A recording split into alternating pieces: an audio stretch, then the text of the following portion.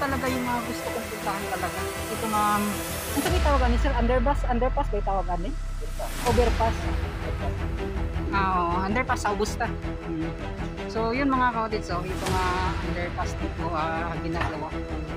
Dito po tayo. So ito talaga yung mga gusto ko mga puntahan talaga. So, napakaganda tingnan mga kaudit. So,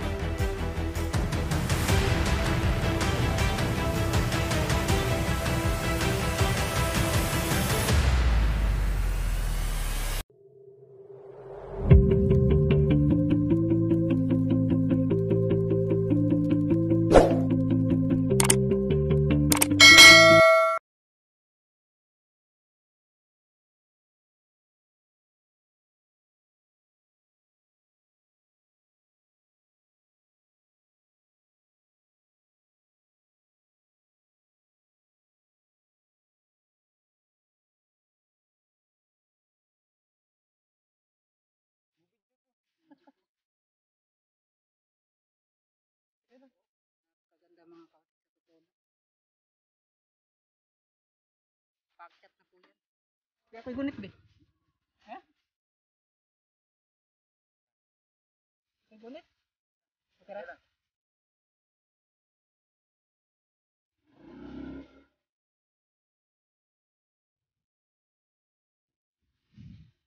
Ayun mga kaganda no, magandang araw, magandang buhay, bagong araw na naman, bagong vlog.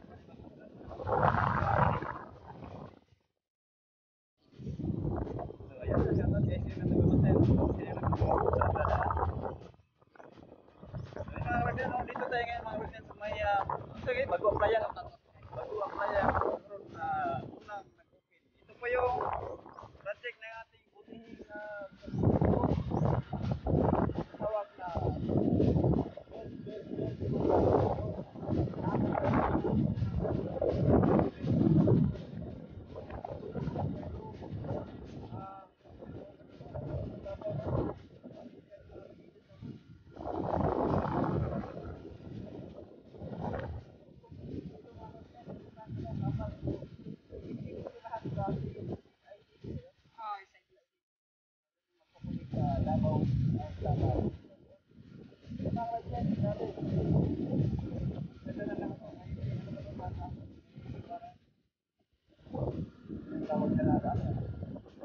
so sa ubos, masa park na padulong. Open siya mga first entry every 5 PM no? 4 PM sa morning. Oo. Tapos mag-close ka, isigit, tapos open ulit. 3. Sa hapon, alas 3 naman, hanggang alas 7 ng gabi po. So yan, pwede po ito. Ano kung gingon no? Ano yung overpass? Parang ano siya, overpass. Underpass dito tawag nito. Keep the grass, ayun, nakalagay ito, umakan yung grass. Di bali na umakan yung pagkatao, huwag lang yung grass. Yan. Ito yung sinasabing playground mga kapatid. Yan yung playground nila. Playground natin. So, ano yung parking lot? Yan, shoutout din o. Oh, shoutout! Dili ang motor ni parking. Asa nag-park? Mangutan na dito? Mangutan na dito asa parking motor. Yan, shoutout. Sir, may hapon. Asa makapark sa motor? Diri lang kasi ra. Yan, shoutout guys sir. Yan. Welcome sa akong vlog mga kotits. Yan, shoutout. Yan, shoutout. Welcome to Coastal. Coastal. So sir, kaning kwan sir, tinuod ba nga sa May 15 mag-open ng kwan jud? Wala pa no? Lagi no. So, kung nagkwan lang siya, bali-balita lang nga. Bali-balita lang pero wala pa gyud confirmation. Wala pa confirmation. Sa usay ko sa taas manggod. Apat manggod niya na sila. So kato no. Pero kay magkato man gud mi sa Talumo katong sa may bridge gani sir. So mao na mo daw to ang kailangan gid daw humanon. Sa may kuan, dumalag. Sa may Talumo o katong dir Talumo og Matina kanang bridge dira. So kana na lang gid daw ang gihulat bago paagian na gid daw tanan. Siguro. You know. So karon wala pa yung mga kuan pa diri. Wala pa no. Sulat kami sa info sa taas. Sa end na mo. So ang kanan na ang DP na bang magkuana na sa mga Oh, concert? turn over na nila. Pati po ang kuan po. Mm. Amo na mo. So kanino? Sa Sir, salamat kay sir sa info. So yun mga cottage. So sir, dagan pag mga tao nga nagakuan diri every day or everyday gina siya. daghang tao nga mato diri. Pero usually kusog ang diri sa Sabado Domingo. Kadto no. Punta ko gabi ina. Kusog. So first time po na ako nakato diri sir. Dami na mga fun run. Yan no. Nagka-fun run. So pare sir, manindot kay mga cottage so diri sa playground nga gibuhat. Sir, unsay tawag ani nga concert kani playground nga gibuhat? Park 2. Park 2 ang tawag sir. Ang park 1 sa Pikas. Ay napagyapon tay park sa unahan? Park 1 tama. Sa Ah. Pikas to nagpita dito. Ang ana lang gyapon. Ay katong namurag na coral dito Tama. sumo ditong park 1. Park 1. Kani Park 2. So yung mga cottage Sir, salamat kay sir. Shout out sir. Shout out. Mm. May pa-pips. Yan, salamat. Yan. Okay. Salamat. At so yung mga cottage nagtanong lang po tayo kung ano po yung mga pwedeng info nga makuha natin dito. So yan mga cottage dito banda. So ito po yung part 2 at try nating pasukin mga cottage. So ipapasilip sa inyo. Yan dyan sa loob. Yan. At sobrang ganda ng park ito. So siguro mga cottage marami na pong nakakapunta dito or nakikita ninyo sa mga ibang vlogger. So ngayon lang pa po tayo nakapunta dito. Tayo din ay mag-update. So keep off the grass mga cottage. So magpalayo tayo sa grass at huwag po nating apakan to. So dito po tayo sa daanan talaga. Yan. So dito po mga cottage ang malawak po na parking space or parking lot po. Yan. So may doon sa bus parking, dito car parking. Yan. Yan, shout out. Doon naman yung motorcycle parking area. So nakaganda dito mga cottage, meron din silang bike rack mga cottage. So para po sa lagayan ng mga bike. Yan.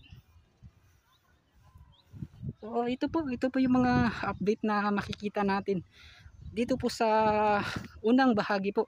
So ito po yung C1 or Coastal 1 mga cottage dito banda sa may Bagua Playa. Yan o.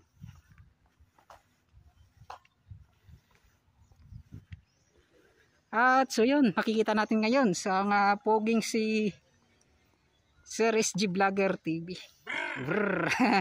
So kami ngayon mga cottage, nagko-collab muna kami. So yung isa naming kasama, yung collab triangle namin si Royal P ay hindi po nakasama ngayon kasi andun po kasi sa Mati. Yan. Mati siya? Ayun naman. Dito siya nag-vlog? Murag niya, kuwan natin uli sa probinsya. Okay na kung nasa job dito. Uli siguro. Yan. So ganito po kalawak mga cottage, yung sa loob. So yun mga web na yun, no? Samahan niyo po kami sa aming tour ngayon dito sa ating area ngayon. Kasama po natin si Tito Tans TV. Ayun, shout out sa lahat po ng followers ni Tito Tans TV dyan. So, Yan. sa mga hindi pa po nakapag-subscribe, bakit naman? Yan, shout out. Pakita So rin po natin notification bell para updated po kayo sa lahat ng ating mga video. yan no. Yun. So welcome po ulit sa aming YouTube channel. Yan. So tara, samahan niyo kami, libutin natin yung area ng ating Coastal Road, no? Bagua Playa area. So let's go! So, Yun. So yung mga cottage dito naman banda. So sa yung pataas ng mga cottage sa wall, parang sa wall natin mga cottage. Yan o. Parang ang ganda po ng pagka-pile po ng kanilang parang precast na yan mga cottage. Yan o.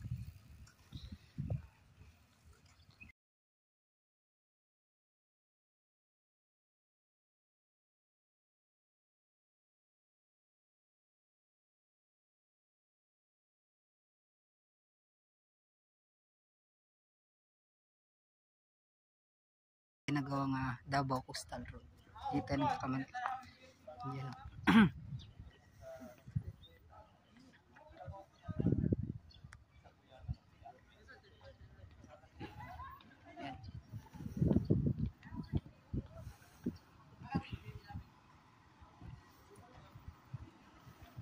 Ito po mga ka-cottage at nakikita natin. Ayan.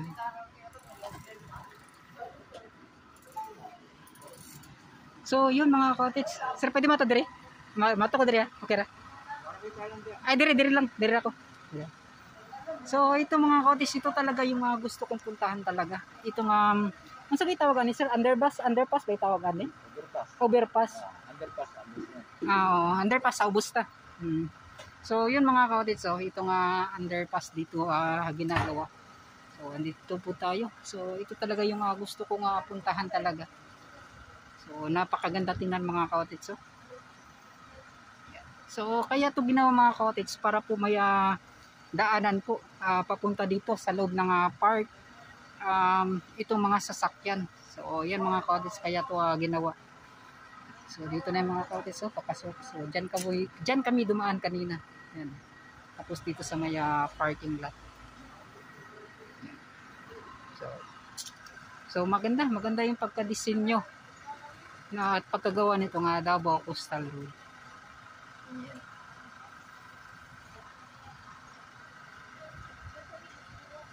Oh, yun. Grabe, sulit na sulit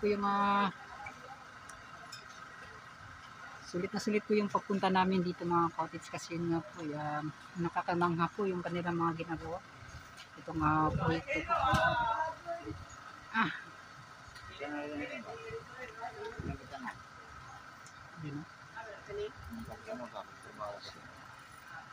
Sir, pwede bang utana sir? Kani siya sir ba? Hollow blocks na siya sir or precast na concrete na siya sir? Bricks na siya, hollow blocks na siya, pero Concrete siya.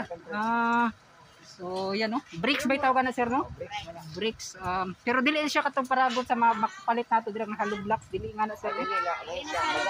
Dili no? Solid no? Pero ang lalom na yun. Ay, bali gitambakan na siya. baka na siya. So yun no. So yun mga cottage, itong tinatawag nilang bricks or dili ba ni matawag og pader or unsa ba? Tawag siya pader. Pader gyapon. Sa block ang gamit. So yun, itong bricks na ginawa dito sa yan no. Sulit na sulit po yung mga cottage. So parang mapapansin natin mga cottage, yung parang forma po niya. So parang ito po siguro yung disenyo na gagawin doon po sa may yung abutment doon sa ginagawang kung di po tayo nagkakamali. Kasi doon po sa may landing area sa ginagawang bridge doon sa may Santa Ana Wharf. So tingin ko ganito po yung itsura ng disenyo po mga cottage na gagawin para sa pagbaba po sa landing area po mga cottage. Yan no. So hindi po basta-basta yung mga pader na ginagawa dito mga cottage. Yan. Sir, salamat kay sir. At yun, sa mga bikers dito mga cottage yan.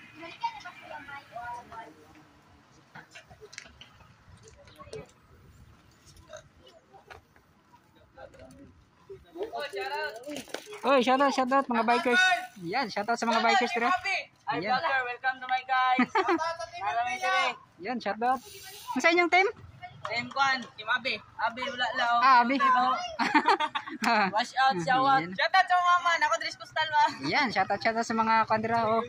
Amping daw, amping. Yung sa inyong mama, amping daw. Inyong sa inyong mama, amping daw. Oh, sige ba, I love you. Tito Tans TV, basi maka-search mo. Ha? Sa YouTube, Tito Tans TV. Teka, salamat. Yan. So, yan mga cottage sa mga bikers. Yan. So, may mga taga-DP. So, yan. Napakalawak pa ng parking lot dito sa loob mga cottage. At ngayon, pupunta tayo dyan sa loob. So, itatry natin kung ano yung mga masisilip natin mga cottage. Pagkatapos nito, ay pupunta naman tayo sa ginagawang Davao Coastal Route sa daanan na talaga mga cottage.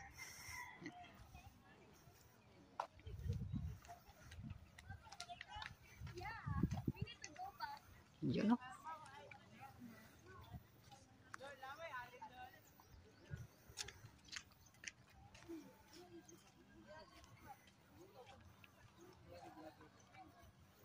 Sir mana?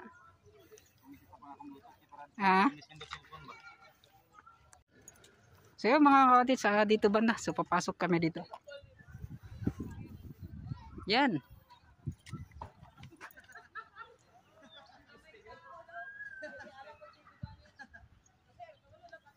At yun mga cottage, napakaganda dito. Yan, no? Entrance pa lang mga cottage. Yun. Napakaganda ng pagka-disenyo po mga cottage.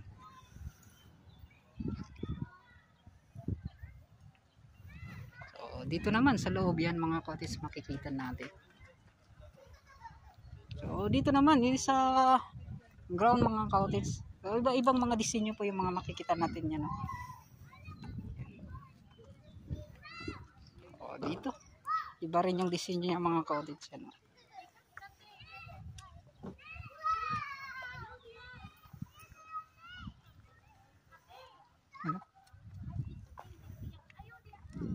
So, yun kailangan lang talaga sa mga bata yung mga guidance po mga cottage sa mga kailangan po natin ng guidance sa mga bata.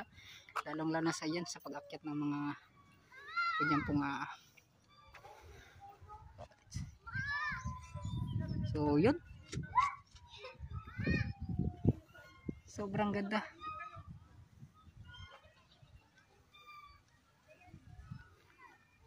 So ang tanong, saan tayo? So ikutin natin mga cottage dito nga ginagawang part 2 daw today to mga cottage. Kanya na doon sa may part 1 ay nadaanan natin mga cottage.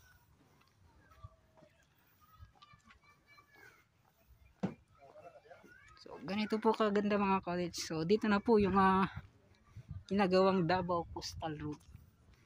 Yan. So maya maya ay pagkatapos nito ay i-update natin yung daanan na yan. So ipapakita, ipapasilip natin kung ano yung talagang pinagkaiba din sa paggawa doon sa may Boulevard Times Beach sa may Talomo at dito sa may Bagua Playa. So ngayon ay dito muna tayo sa ginagawang park dito sa may Bagua Playa. So napakalawak talaga mga cottage.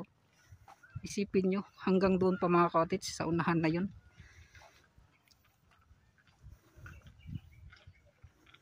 So, yan. So, ang ganda pag may drone. So, dito parang pag kung may mga bike na talaga mga cottage dito banda. Tapos for skating mga cottage dito naman sa side na to. So, sa loob parang sa bike po yan mga cottage. May mga ganyan pa po sila mga cottage dito sa loob yan, no? Yan.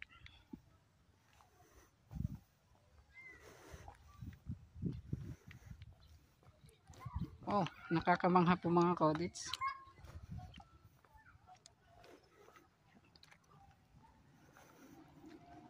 So, yun. Ito yung update natin. At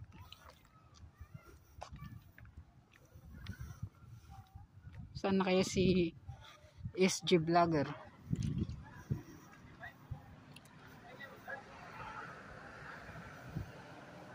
So ito lang mga cottage ay kaso lang mainit talaga ngayong araw.